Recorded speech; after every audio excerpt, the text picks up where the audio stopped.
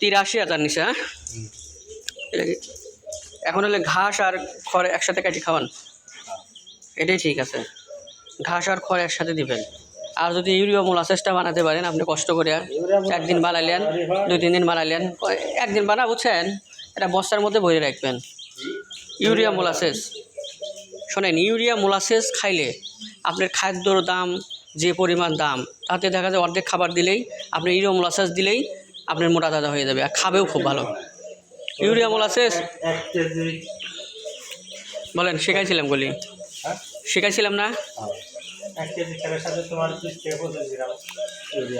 Urea সার 1 KG খড়ের সাথে urea সার দেন না, ধরেন 20 গ্রাম বা আপনি ইউরিয়া সার দিলেন, আর অর্ধেক দিবেন পানি, আর অর্ধেক দিবেন হচ্ছে লালি চিরাগুড় দিয়ে বানায়া সুন্দর করে, যাতে আলো বাতাস না ঢোকে, একটা বস্তার মধ্যে বয়ে রাখবেন।